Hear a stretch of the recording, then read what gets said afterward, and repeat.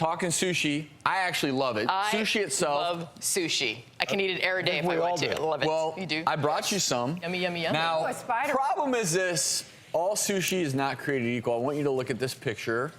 You may second guess that sashimi next time you grab it. You see that?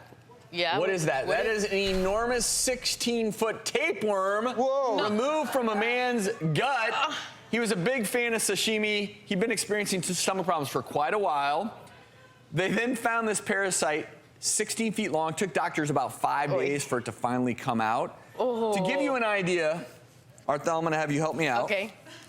Grab that in. Oh my gosh, do not gross me out on eating sushi, okay? Please. Dang it. Oh my gosh, this is going on and on and on. Hello? This thing this was in a man's gut. Are you kidding me? That's long. To get rid of this thing, they gave medication that got the worm to... Comes out its mouth or his butt? All right, I have a confession.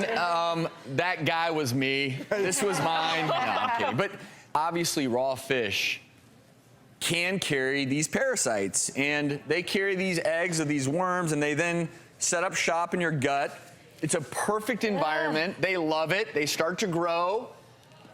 I mean, it's gross, but this happens. But it doesn't always happen. You have to be very, look, we all eat, so do you eat sushi, Dr. Berman? May not again. No. This is going to slow me down for a few weeks, I think. It's going to make me extremely particular. You have to be careful where you get it from. I'm just not going to go to the place, you know, this corner store and grab a sushi to go. It's just not going to do that. But you never know. The corner store could be. I mean, sometimes the best sushi, that's the thing, is looks, as you know, Arthel, I'm telling you, in the restaurant industry, I have learned one thing, and that is looks can be deceiving. You can go into the nicest restaurant in town, charging you the most, and that sushi could be the most dangerous. You don't know. So what do we do? I mean, it's served with wasabi. Does that help? Well, interestingly, you know, my big thing is a creature of habit.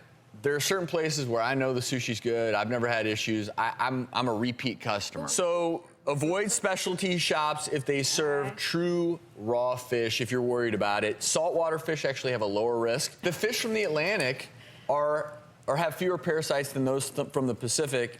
And then, of course, sashimi grade, which is the highest grade, has the lowest risk of parasites. You can't ever be 100% sure because sushi is raw fish. It hasn't been cooked, so you never know if there is some bacteria lingering. We shouldn't stop eating it, right? I think sushi's wonderful. I love it. In moderation, because you do have to. The other thing you have to worry about: mercury, all these things. Know where you're going. Know who's making it. The one thing is there are a lot of places where they get it flown in fresh every day, and those are the kinds of places you don't have to worry as much. I know that you're from New Orleans. Yes. How do you feel about eating shellfish?